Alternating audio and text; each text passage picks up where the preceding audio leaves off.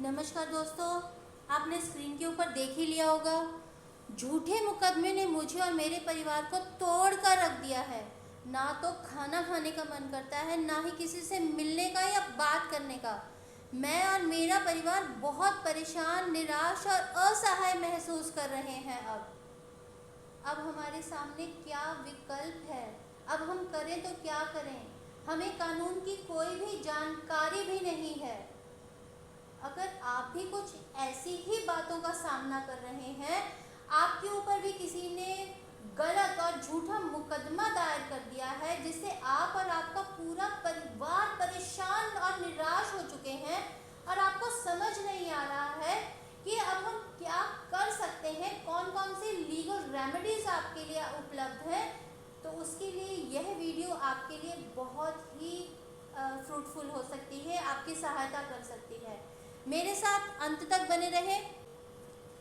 मैं समझ सकता हूँ कि झूठे मुकदमे के कारण आपको और आपके परिवार को मानसिक तनाव हो रहा है। सबसे पहले घबराएं नहीं। सबसे पहले घबराना नहीं है। घबराएं नहीं। हर प्रॉब्लम का सॉल्यूशन होता ही होता है, इस बात को याद रखिएगा। आपको धैर्य रखना होगा और कानूनी रूप से मजबूत रहना होगा। एक अच्छे वकील से तुरंत सलाह लें, जो आपके मामले का विश्लेषण करके उचित कानूनी कदम उठा सके। आ रहा आपको समझ?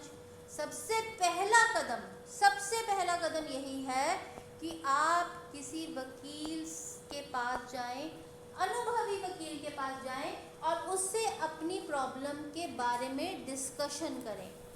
आप उन्हें बताइए कि किस तरह का मुकदमा आपके ऊपर दर्ज हो चुका है। उनसे कानूनी सहायता के लिए आप गुहार लगा सकते हैं। आप धारा 482 CRPC के तहत हाई कोर्ट में आवेदन कर सकते हैं, जिससे झूठे मुकदमे को खारिज करवाया जा सकता है। इसके अलावा आप अग्रिम जमानत के लिए भी आवेदन कर सकते हैं, ताकि गिरफ्तारी से बचा जा सके। अपनी स्थिति को समझदारी से संभालें और कानूनी प्रक्रिया में विश्वास रखें, क्योंकि आप अकेले नहीं हैं। आपका पूरा परिवार भी आपके ऊपर ही निर्भर करता है। तो आपको बहुत ही समझदारी के साथ आगे बढ़ना होगा। सबसे पहला कदम जो मैंने आपको बताया कि किसी अनुभवी वकील से आपको अवश्य ही अपने केस को डिस्कस करना चाहिए। अगर आपके खिलाफ कोई झूठा मुकदमा दर्ज किया गया है, तो आप कुछ कानूनी उपाय कर सकते हैं। और वो कानूनी उपाय क्या हैं जिससे आपको कोर्ट से राहत प्राप्त कर सकते हैं? जैसे सबसे पहली चीज आपको करनी है, धारा 482 CRPC। मेरे साथ अंत तक बने रहिए, क्योंकि ये बहुत ही अच्छा वीडियो आपके लिए होने वाला है, जो भी कोई इस तरह के मुकदमों से जूझ रहा है उन सभी के लिए। सबसे पहले CRPC 482 में के बारे में बात करते हैं। झूठा मुकदमा खारिज करने के लिए आप हाई कोर्ट में धारा 482 के तहत आवेदन कर सकते हैं। यह धारा अदालत को न्याय की प्रक्रिया का दुरुपयोग रोकने का अधिकार देती है। भाई, किसी ने अपने सेक्शंस को यूज़ करके आपके ऊपर कानून का दुरुपयोग करने की कोशिश की है, तो आपके पास भी तो लीगल रेमेडीज अवेलेबल है। इसीलिए घबराने की, परेशान होने की कोई ज़रूरत नहीं है। आप हाई कोर्ट में 482 के तहत जाते हैं, जहां पर अदालत को न्याय की प्रक्रिया का दुरुपयोग रोकने का अधिकार होता है। अगर आपके पास यह साबित करने के लिए पर्याप्त सबूत अवेलेबल हैं कि मामला पूर्णतः झूठा है और आपके खिलाफ दर्ज किया गया है, तो हाई कोर्ट आपके खिलाफ चल रही कार्रवाई को रद्द कर सकती है। भाई, आप अपना कोई क्लिपिंग दिखा देते हो, वीडियो क्लिपिंग दिखा देते हो, कोई ऑडियो क्लिपिंग दिखा देते हो, तो आपके पास पूरा राइट है। अगर आप ये दिखाते हो कि आपके ऊपर झूठा मुकदमा दर्ज किया गया है, तो आप CRPC की धारा 482 के तहत राहत प्राप्त कर सकते हैं। इसीलिए आपको बार बार बोल रही हूँ कि घबराने, परेशान होने, असहाय महसूस करने की कोई आवश्यकता नहीं है, क्योंकि हर चीज़ का तोड़ अवेलेबल है। किसी ने अगर आपको परेशान करने की कोशिश की है तो आपके पास भी बहुत सारे रास्ते अवेलेबल हैं, जिस रास्तों का उपयोग करके आप अपने लिए कानूनी तौर पर राहत प्राप्त कर सकते हैं। सबसे पहली बात जो हमने की वो थी धारा 482।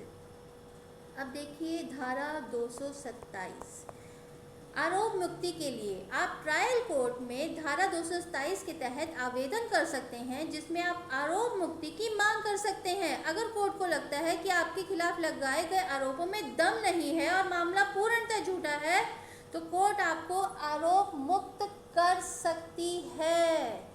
धारा 227 CRPC में आप जाकर इस चीज़ के लिए अपने लिए लीगल रेमेडी क्लेम कर सकते हैं।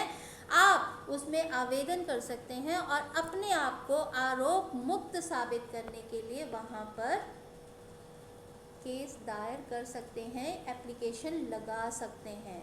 और अगर जज साहब को ऐसा लगता है कि आपके ऊपर लगाए गए आरोपों में किसी बात का कोई दम नहीं है, तो वो 1 मिनट में आपको आरोप मुक्त साबित करते हुए आपके ऊपर जो केस दर्ज करवाया गया है उसको खारिज कर सकते हैं। नेक्स्ट देखिए धारा 156(3) CRPC, काउंटर कंप्लेंट दर्ज कराने के लिए यदि आपको लगता है कि आपके खिलाफ झूठा मुकदमा दर्ज किया गया है, तो आप मजिस्ट्रेट के सामने धारा 156(3) के तहत आवेदन करके झूठा मुकदमा दर्ज करवाने वाले व्यक्ति के खिलाफ भी शिकायत दर्ज करवा सकते हैं।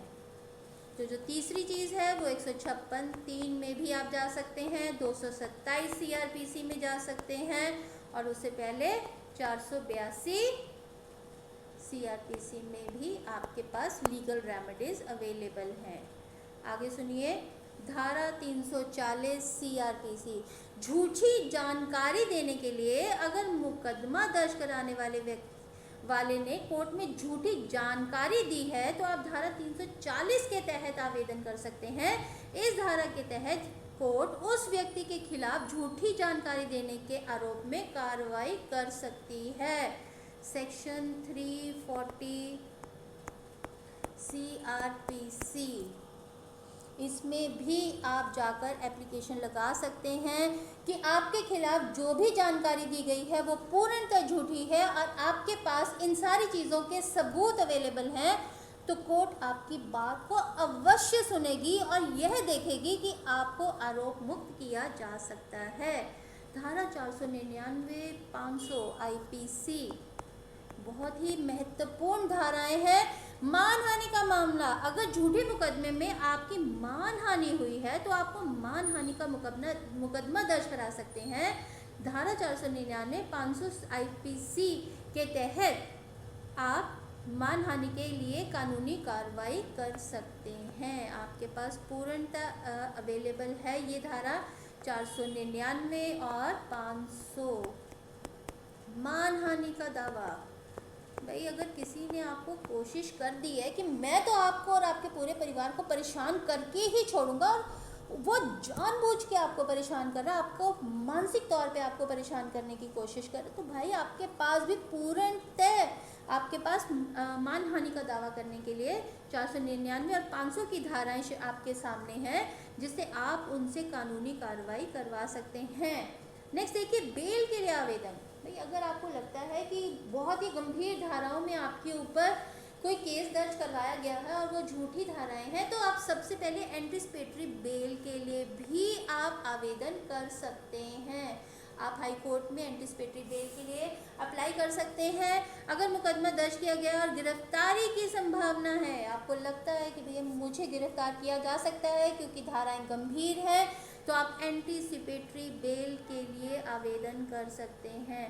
धारा 211 IPC, झूठे मुकदमे दर्ज कराने की सजा।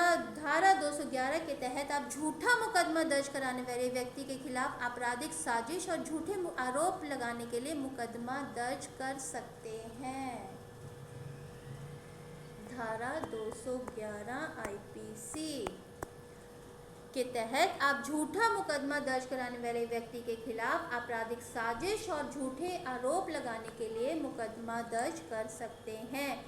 इन कानूनी उपायों का उपयोग करके आप कोर्ट से राहत प्राप्त कर सकते हैं। आपको किसी अनुभवी वकील से सलाह लेनी चाहिए जो आपके मामले के तथ्य और परिस्थितियों के आधार पर आपको सही कानूनी सलाह दे सके।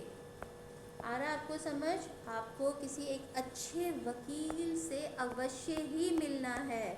अच्छे वकील साहब से आपको अवश्य ही मिलना है। उनसे आपको अपने केस के बारे में डिस्कशन करनी है और वो आपको आपकी परिस्थितियों और मामले के तथ्यों के आधार पर आपको कानूनी सलाह अवश्य देंगे। आपके परिवार के खिलाफ झूठा मुकदमा एक कठिन समय है।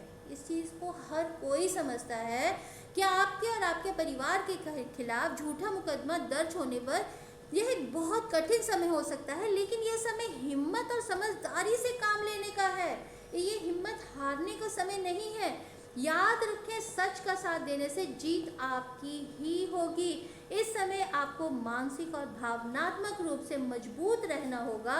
अपने परिवार के साथ मिलकर इस स्थिति का सामना करें और एक दूसरे का सहयोग दें। एक दूसरे का सहयोग आपको करना ही चाहिए। आ रहा आपको समझ? हिम्मत नहीं हारनी है। भावनात्मक तौर पर आपको टूटना नहीं है, आपको मानसिक तौर पर टूटना नहीं है। आपको अपने परिवार के साथ मिलकर इस कठिन समय को पूर्णतः अच्छे ढंग से निभाने की कोशिश करनी है। कानूनी सलाह लेकर सही कदम उठाएं, लेकिन मानसिक शांति बनाए रखना भी अत्यंत ही ज़रूरी है। सकारात्मक सोचें और धैर्य रखें, क्योंकि यह स्थिति स्थायी नहीं है। हर अंधेरी रात के बाद एक नया सवेरा अवश्य आता है। इस चीज़ को हमें किसी को भी नहीं भूलना है। आप और आपका परिवार इस मुश्किल समय से ज़रूर उभरेगा। भरोसा रखें, सही कदम उठाएं और ईश्वर पर विश्वास रखें, बनाए रखें। कठिनाइयों से सीखें और इससे आपका मनोबल और भी मजबूत होगा। मेरा ऐसा मानना है कि इन धाराओं, जो धाराएं मैंने आपको 4-5 बताई हैं, इन धाराओं के मद्देनज़र आप अपने वकील साहब से जाकर भी बात कर सकते हैं। और अगर आपके वकील साहब इन धाराओं के बारे में बात करते हैं तो उन धाराओं को समझने में आपको ज़रूर आसानी हो जाएगी, क्योंकि आप इसके बारे में थोड़ी बहुत इन्फॉर्मेशन मेरी वीडियो के माध्यम से जानकारी आपको मिल चुकी होगी। लेकिन फिर भी मेरी आपको सलाह यही रहती है कि ये एक सिर्फ सलाह के तौर पर है, ये पूर्णतः नहीं हो सकती हैं चीज़ें, क्योंकि हर एक सेक्शन के लिए अलग तरह के तथ्य हैं। हर तरह की कानूनी सलाह अलग तरह की होगी। ये जो धाराएं हैं वो हर एक सेक्शन के लिए एप्लीकेबल नहीं होंगी। तो वो चीज़ें कि आपके ऊपर कितनी गंभीर धाराओं में केस दर्ज किया गया है या मुकदमा दर्ज किया गया है, या कौन से तथ्य रखे गए हैं, या क्या परिस्थितियां रखी गई हैं, वो सारी चीज़ें आपके वकील साहब ही, जिनके सामने आप अपने पेपर्स को लेकर जाते हो, वही आपको अच्छी सलाह दे पाएंगे। मेरा मकसद यहाँ पर आपको ब्रीफ में कुछ चीज़ों की इन्फॉर्मेशन देना था, जिससे आप अगर इन धाराओं के बारे में सेक्शन 340, 499, 156, 500, 227, 482, अगर इन धाराओं से संबंधित आप भी कोई कदम उठाते हैं तो आपको इन धाराओं के बारे में थोड़ी बहुत इन्फॉर्मेशन अवश्य मिल जाएगी। मेरे साथ अंत तक बने रहने के लिए आपका बहुत बहुत शुक्रिया। अगर आप चाहते हैं कि इस तरह के और वीडियोस मैं आपके लिए बनाऊं तो आप मुझसे मैसेजेस के माध्यम से जुड़ सकते हैं, या आप किसी भी तरह की कोई कानूनी सलाह लेना चाहते हैं तो भी आप मुझसे मैसेजेस के माध्यम से जुड़कर मेरे से बात कर सकते हैं। आपका बहुत बहुत शुक्रिया।